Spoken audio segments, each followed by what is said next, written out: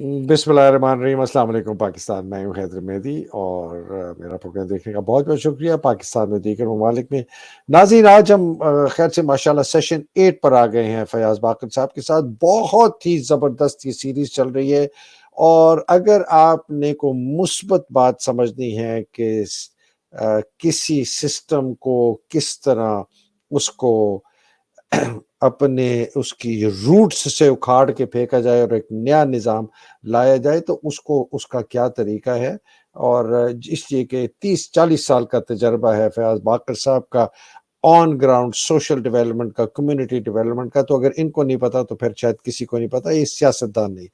لیکن فیاض صاحب، welcome to the program by the way, first of all sir. شکریہ، بہت بہت بہت دھنیواد۔ فیاض صاحب، میں ایک تھوڑا سا کانٹیکٹ دیتا ہوں۔ لوگ جو ہے نا، وہ میں نے پچھلی دفعہ ہمارا جو تھم لے لا، میں نے کہا لوگ چاہتے ہیں کہ سیاسی جو چینج ہے یا انقلاب کا بھی کوئی فاسٹ فوڈ ورژن ہو، کہ ہم نے آرڈر دیا تو انقلاب آ گیا اور کل کو جو ہے نا سارے حالات ٹھیک ہو جائیں۔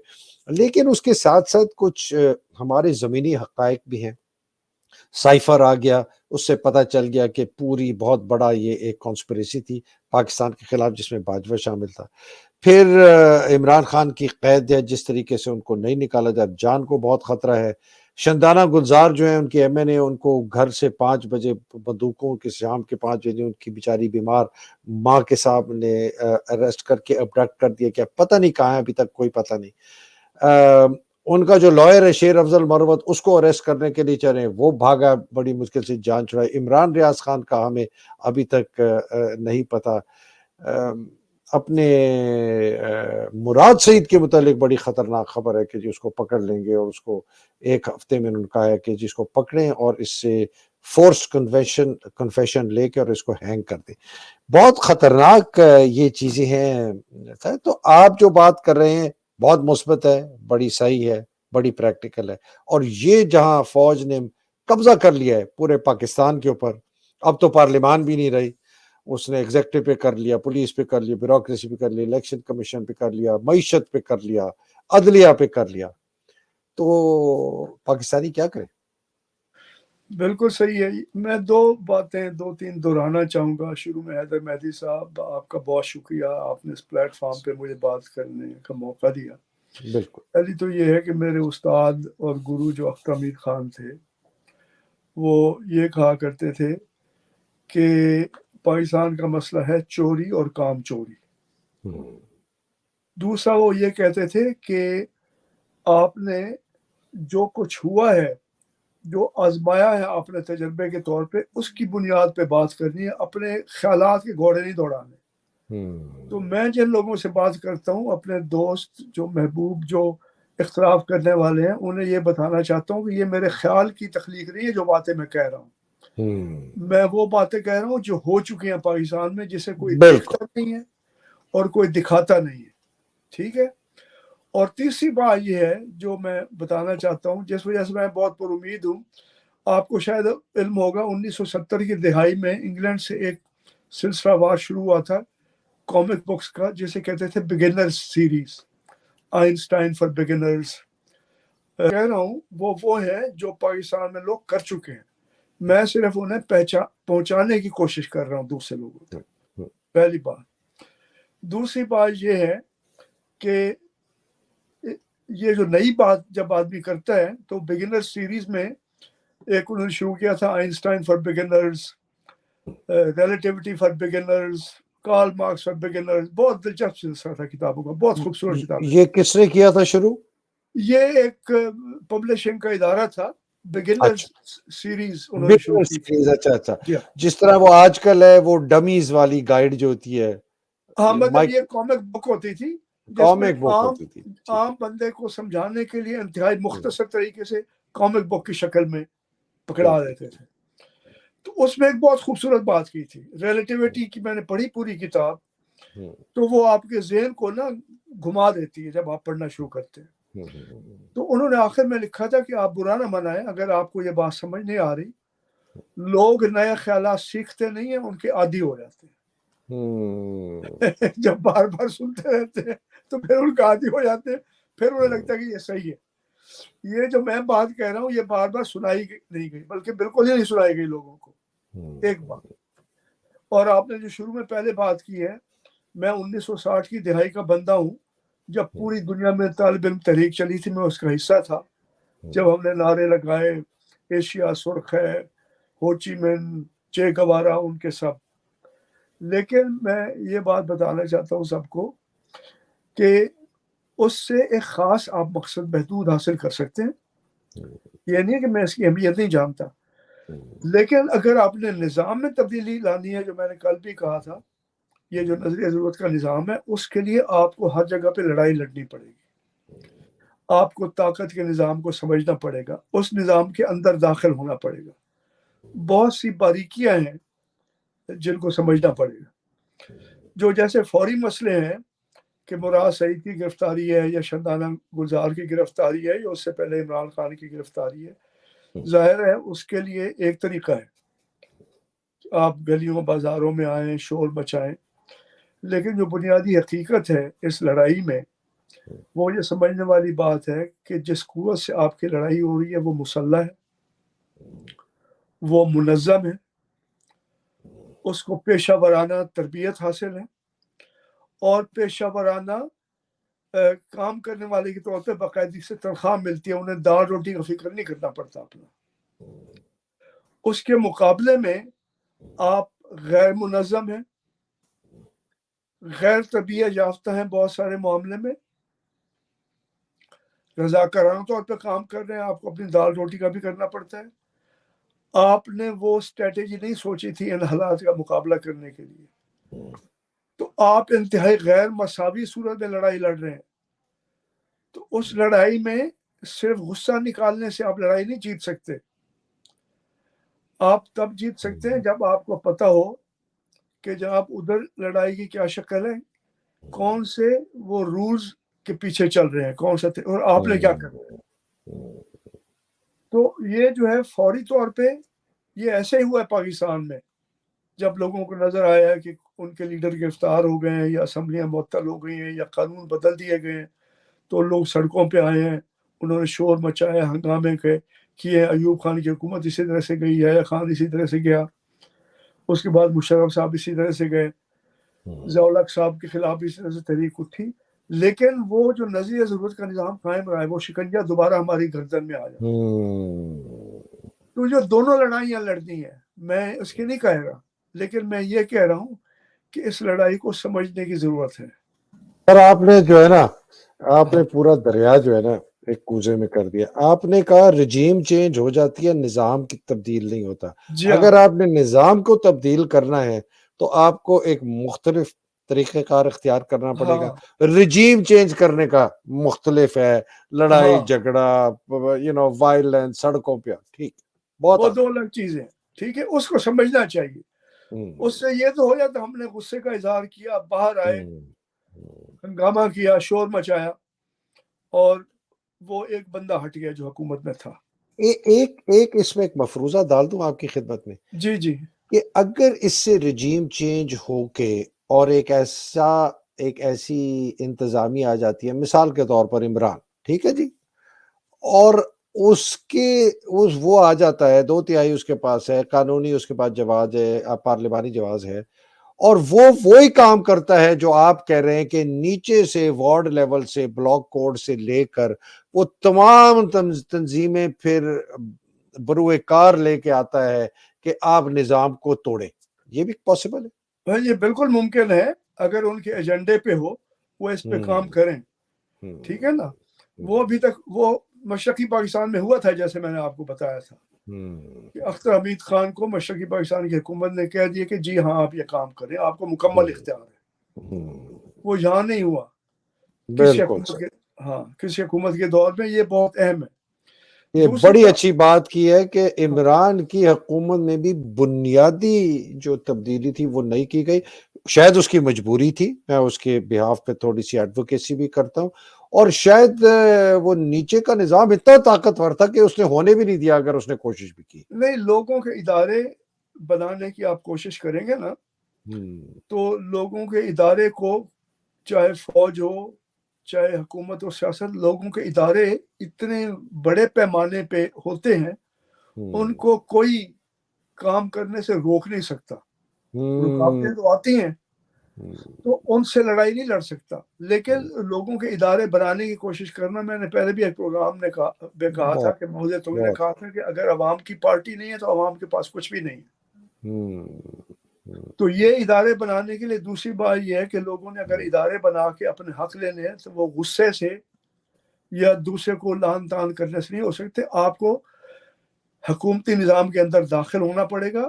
حکومتی نظام کے اندر ایماندار لوگ موجود ہیں, اس کے اندر درد رکھنے والے لوگ موجود ہیں, اس کے اندر آپ کی مدد کرنے والے لوگ موجود ہیں. تو ان کے ساتھ مل کے آپ کو اداروں کے ذریعے سے کام کرنا ہوگا.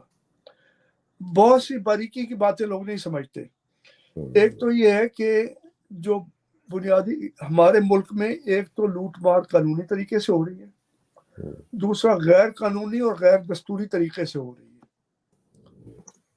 تو لڑائی وہاں سے شروع کرنی چاہیے جو میں نے آپ سے پہلے بھی ایک دفعہ ذکر کیا تھا کہ سواء بیننا یا بینکم, کہ جو ہم میں آپ میں مشترک ہے. سرکاری ملازمین ہوں, ان کی اکثریت چاہے سول سروس میں ہو, فوج میں ہو, ایماندار لوگ جو ہیں وہ سمجھتے ہیں, قانونی اور غیر قانونی میں فرق سمجھتے ہیں, صحیح اور غلط میں فرق سمجھتے ہیں. تو اگر پہلی لڑائی آپ وہاں لڑیں جو غیر قانونی طریقے سے آپ کو لوٹا جا رہا ہے, اس میں مثال آپ کے کو ہاں میں آپ کو مثال کے طور پہ جیسے میں نے کہا تھا کہ تھانے بھتہ لیتے, بھتے بغیر تھانہ نہیں چل سکتا. اب بھتے کو ہر پاکستانی جانتا ہے یہ ناجائز ہے, یہ ظلم ہے, اس لیے پولیس سے نفرت کرتے ہیں. وہ جو پولیس والے بیچارے کھڑے ہوئے بھتہ لے رہے ہیں ان کا اس میں کوئی قصور نہیں ہے. اچھا, انہیں کہا گیا کہ جاؤ اپنے پیسے اکٹھے کر کے لاؤ. ہاں اس نے اوپر دینا ہے, ٹھیک ہے, جی ہاں, اپنا بھی کھانا ہے, اوپر بھی دینا ہے. ہاں, تھانے کا بجٹ بھی بنانا ہے, اپنا خرچہ بھی چلانا ہے, تنخواہ اس کی نہیں ہے. تو وہ جو کر رہے ہیں, پہلی بات یہ سمجھنے کی ضرورت, آپ وہاں سے لڑائی شروع کریں جہاں سے سب سے آسان ہے, جس پہ اتفاق ہے. یہ لمبے عرصے کی لڑائی ہے, ٹھیک ہے. جو آپ نے شروع میں کہا تھا, اب بدقسمتی یہ ہوئی ہے, ہم جو 60 کی دہائی کے لوگ ہیں نا, ہم اور طرح کے تھے. اب یہ ہوتا ہے انہوں نے انقلاب کو کنزیومر آئٹم بنا دیا ہے کہ ایک ٹی شرٹ خریدے, اس پہ چے گوارا کی تصویر لگی ہوئی ہے, you have contributed to a political cause. This is called political consumerism. Political consumer, کیا بات ہے جی. ہاں, یا پولیٹیکل فاسٹ فوڈ. ہاں, پولیٹیکل فاسٹ فوڈ. تو وہ اگر آپ پولیٹیکل میکڈونلڈ. ہاں, تو یہ میرے جو بھائی سننے والے ہیں, یہ میں فیض صاحب کی ایک دو شعر سنا دوں کیونکہ فیض صاحب کو سب مانتے ہیں. بہت خوبصورت لوگ, اور فیض صاحب کی شاعری یاد رکھتے ہیں, اس کو کوئی نہیں کہتا.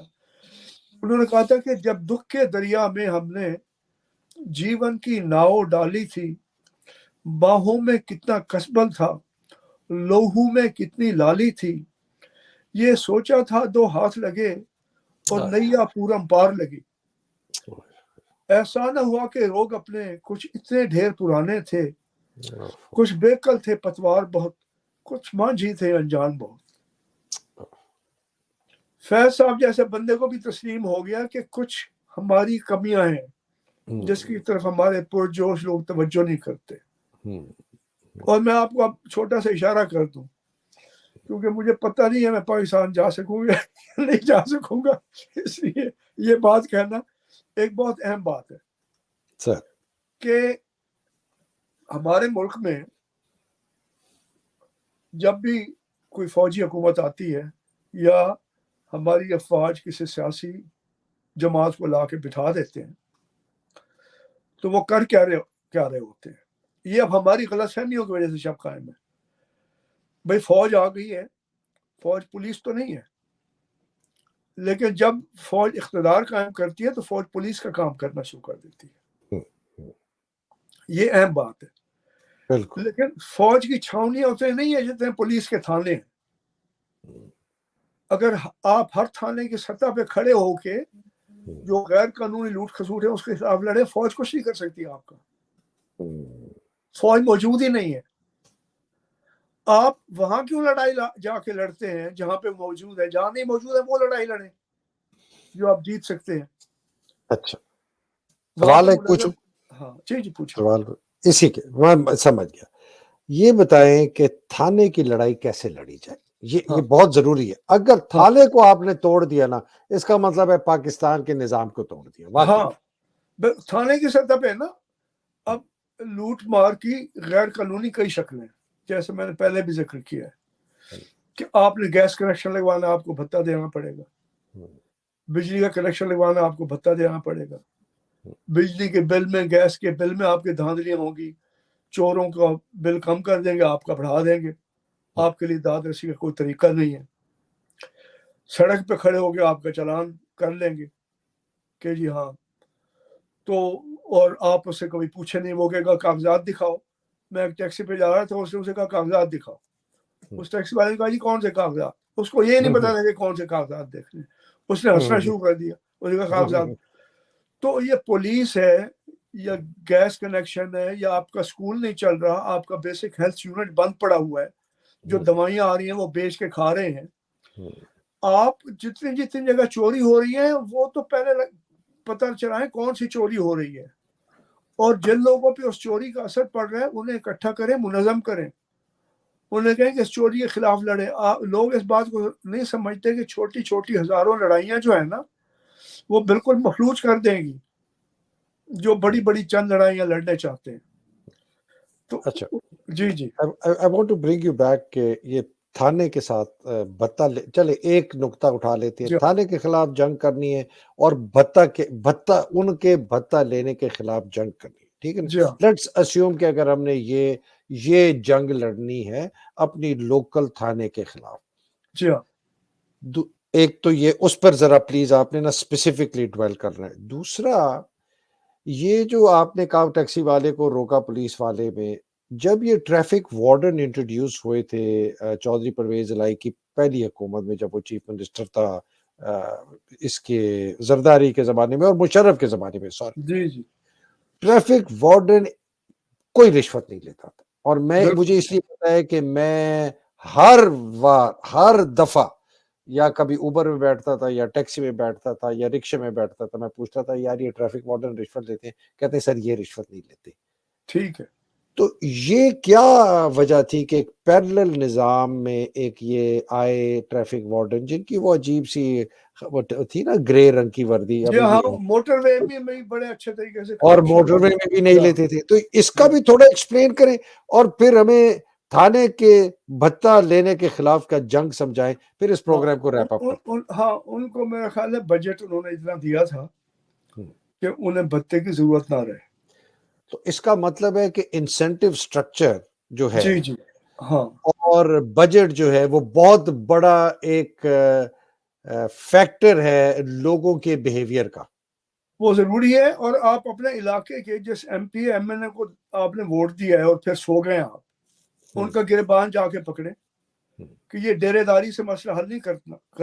گڑبڑ کیا ہوتی ہے کہ میرے ساتھ کوئی مسئلہ ہوا، میں اپنے ایم پی اے کے پاس پہنچ گیا کہ تھانے والے میری رپورٹ درج نہیں کر رہے. اسے کہا یا فون کر. ہم اکیلے اپنے مسئلے حل کروانا چاہتے ہیں، کیس بائی کیس. ہم اکٹھے ہو کے اس کو اکھاڑنا نہیں چاہتے. اس میں وقت لگتا ہے، اس میں قیمت دینی پڑتی ہے، اس میں صبر کرنا پڑتا ہے. اگر وہ ہم نہیں کریں گے تو یہ ختم نہیں ہوگا. اس کے لیے صبر کرنا پڑے گا، برداشت کرنا پڑے گا، قیمت ادا کرنی پڑے گی، منظم ہونا پڑے گا. یہ آپ نے طے کرنا ہے مقامی طور پہ کہ چوری کی کون سی شکلیں ہیں، کس شکل میں آپ کی جیب کاٹی جا رہی ہے. اور جن لوگوں کی جیب کاٹی جا رہی ہے انہیں کہیں جی اکٹھے ہو کے اگر وہ آپ کی رپورٹ درج نہیں کرتے تو 100 بندہ پہنچ جائے جی کیوں رپورٹ درج نہیں کر رہے، کس قانون کے تحت تم نے انکار کیا ہے اس کا. وہ سر 10 بندوں کو پکڑ کے نا جو اس میں سے زیادہ بولتے ہیں ان کی ایسی پھینٹی لگائیں گے، ان کے گھر جا کے ان کا ایسا بھرکس نکالیں گے کہ اگلی دفعہ وہ 100 کیا وہ ایک بندہ بھی نہیں آئے گا. نہیں یہ ضروری نہیں ہے. میں اچھا تو خود ذاتی طور پہ پولیس سے میرا بہت دفعہ معاملہ پڑا ہے، ٹھیک ہے، نہ صرف اسلام آباد میں، باقی ملتان میں بھی دوسری جگہوں پہ. لیکن ہمارے تھل کے علاقے کی تو عورتوں نے، پولیس والے آئے تھے لاٹھیاں مار کے پولیس والوں کو بھگا دیا تھا، وردیاں پاڑ دی تھیں. سر میرا خیال ہے نا، صحیح جی آپ کہہ رہے، دیہی علاقوں میں میرا خیال ہے لوگوں کی طاقت زیادہ ہے ورسز شہروں کی. ابھی آپ یہ دیکھیں کہ لوگ پی ٹی آئی کے لوگ باہر نہیں نکل رہے. مجھے ایک بہت ہولناک خبر آئی ہے کہ ان کو حکم دیا ہے پولیس کو کہ جتنے پی ٹی آئی کے لیڈرز ہیں یا تو اٹھا لو، اگر نہیں ملتے ان کے گھر میں چلے جاؤ، جتنے آپ توڑ پھوڑ کر سکتے ہو، جو کچھ چیز توڑ سکتے ہو توڑ لو، جو کوئی چیز لوٹ سکتے ہو چوری وہ تمہارے خلاف کوئی قانونی چارہ کوئی نہیں ہوگی۔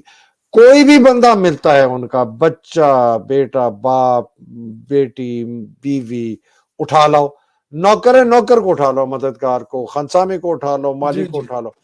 3-3 لاکھ کا ریٹ ہے سر پنجاب میں مددگاروں کو ریلیز کرنے کا، اور اگر خاندان والے وہ پھر آپ نیگوشیٹ کرے۔ مطلب بالکل صحیح بات۔ چلو چونکہ اس کا ایک سیاسی وہ پہلو تھا۔ نہیں، میں اس میں کہوں گا آپ نے بات صحیح اٹھائی ہے۔ میں جو بنیادی بات کہہ رہا ہوں اس میں ہمارے دیکھیں نا اس وقت تکلیف میں، دکھ کی حالت میں ہیں لوگ، تو میں کوئی ایسی بات نہیں کرنا چاہتا جس سے لوگوں کو دل دکھے، ٹھیک ہے، لیکن میں یہ کہنا چاہتا ہوں کہ لڑائی کی ہمیشہ سے تیاری کی جاتی ہے۔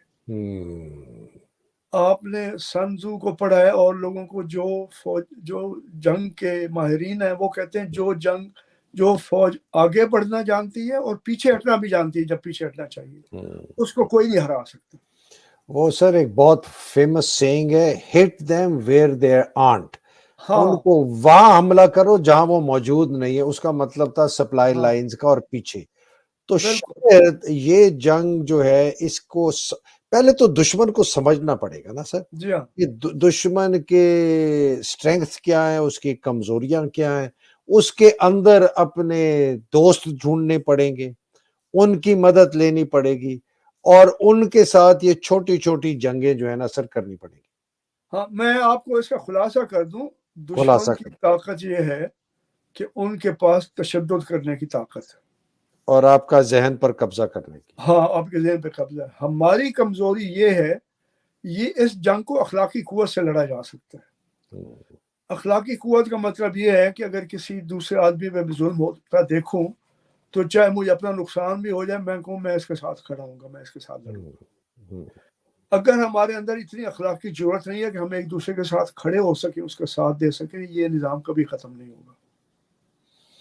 ویسے سر میں ایک بتاؤں ضرور، آپ نے بات سر دیکھیں، میں جتنی زیادہ کریک ڈاؤن اس وقت پی ٹی آئی کے خلاف ہوا ہے، میں نے پاکستان کی تاریخ میں نہیں دیکھا، شاید بھٹو نے کیا ہو شاید، اور ضیاء کا بھی مجھے اس لیے نہیں پتا، اس لیے کہ میں نہیں، خود اس سطح پہ نہیں ہوا تھا۔ ضیاء اور بھٹو کے دور میں نا ان کا تو انہوں نے نام روشن کر دیا جو کچھ اب یہ کر رہے ہیں۔ ہاں بالکل، وہ تو فرشتے لگتے ہیں اس کے ہاں، سامنے۔ یہ بڑا ظلم ہے، یہ انہوں نے بنیادی طور پہ انسانی وقار پہ حملہ کر کے لوگوں کو خوف زدہ کیا ہے۔ اچھا انسان کی عزت، جی ہاں، جی بولیے پلیز۔ انسان کی عزت اور وقار جب اسے لگے کہ یہ ختم ہو گیا تو بالکل ختم ہو گیا۔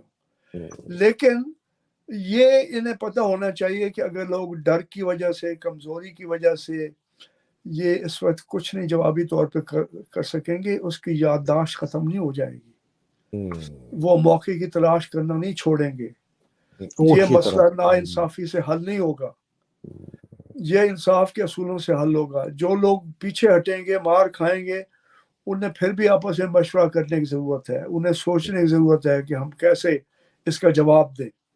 اور آپ نے جو بات کہی ہے نا وہ بالکل صحیح ہے کہ وہاں پہ وار کریں جہاں پہ دشمن موجود نہیں ہے، یہ بنیادی اصول ہے، یہ بنیادی اصول ہے۔ جی ہاں، آرٹ آف وار میں سنسو نے کہا تھا، ہاں، ہٹ اور دیم یہ ویئر دے ماؤ آرٹ، زیدونگ نے بھی یہی کہا، اگر آپ ماؤ ماؤ زیدونگ کو زیدونگ پڑھیں، نے، گوریلا وارفیئر، یا مے بی ماؤ نے کہا تھا، maybe ہاں، I'm mistaking، چینی maybe I'm communist mistaken۔ Party نے کام یہی کیا تھا کہ آپ وہاں پہ جائیں تو اپنی قوت کو پہچانیں، جو لوگ ظلم کر رہے ہیں ان کی کمزوری کو پہچانیں جہاں وہ موجود نہیں ہے، اور اپنی اخلاقی قوت کو ابھاریں اور اپنا حق لینے کی کوشش کریں۔ جو کہانیاں میں سنا رہا ہوں وہ یہ ہے کہ آپ کی جو چوری ہو رہی ہے نظام کے اندر رہتے ہوئے غیر قانونی ہے، لیکن ہو اس لیے رہی ہے کہ ہم نے اسے مان لیا اور منظم نہیں ہے، اور اس کے خلاف ہاں ہم نے کوئی ہاں، طریقہ اختیار کیا۔ اچھا اس کو آج ریپ کرتے ہیں فیاض جی صاحب۔ جی، کل جو ہے نا، کل میں نے آپ کو جو ہے نا بالکل ایک کنسلٹنٹ کی طرح انٹیروگیٹ کرنا ہے کہ مجھے ایکشن سٹیپس بتانی ہے، اسپیسیفکس بتانی ہے، کہ یہ ہم ایک مسئلہ لے کے نا وہ ہم او پی پی کے ایسے جو رہ گیا تھا نا میں اس کو بتاؤں گا تو اس میں آپ کو سارے سٹیپ سمجھ آ جائیں گے۔ چلے انشاءاللہ۔ ٹھیک ہے جی، کل اس بہت پہ انشاءاللہ بات کریں گے۔ جی انشاءاللہ جی، بہت بہت شکریہ بہت شکریہ۔ فیاض باقر صاحب، اللہ سبحانہ تعالیٰ آپ کو حفظ و امان میں رکھے. آپ کو مجھے پتہ ہے آپ کا زکام کھانسی ہے، ذرا اپنا خیال رکھیے گا. بہت شکریہ۔ پاکستان کی جو حقیقی آزادی کی جنگ ہم لڑ رہے ہیں، سیاسی طور پر، انفرادی طور پر، اجتماعی طور پر، لوکل کمیونٹیز میں، جس طرح فیاض باقر صاحب کہتے ہیں وہاں جنگ لڑیں. ایک سڑکوں والی جنگ ہے جو کہ رجیم چینج کرتی ہے، لیکن ایک نظام والی جنگ ہے جو لمبی ہے. اللہ سبحانہ تعالیٰ ہمیں اس کی بھی وہ جنگ لڑنے کی ہمت اور توفیق عطا فرمائے. اور جو ہمارے بیچارے شہید ہو گئے، ہمارے ضلع ہمارے ارشد شریف جیسے لوگ، اللہ سبحانہ تعالیٰ ان کے درجات بلند کرے. اور ہماری جو خواتین، آمین، ہماری جو خواتین اریسٹ ہوئی ہیں اور جو ٹارچر میں، بیچاری میری بہن ایم این اے سنتانہ گلزار صاحبہ جو ہے، ان کو اٹھا لیا گیا ہے، پتہ نہیں وہ کہاں ہیں، کسی کو پتہ نہیں. افتخار درانی ان کے جو انفارمیشن سیکرٹری تھے، ان کو اٹھا لیا گیا ہے. 7 دن ہو گئے، کوئی خبر نہیں ہے کہاں ہیں. عمران ریاض خان کی کوئی خبر نہیں. اللہ سبحانہ تعالیٰ ان کی مصیبتیں آسان کرے. آمین آمین. اگلی نشست تک انشاءاللہ کل ملاقات کریں گے اور بڑی اسپیسیفکس میں بات کریں گے. تب تک کے لیے مجھے اجازت دیجیے. پاکستان زندہ باد، پاکستان پائندہ باد. الہی آمین. السلام علیکم. شکریہ، خدا حافظ، السلام علیکم. خدا حافظ جی. السلام علیکم.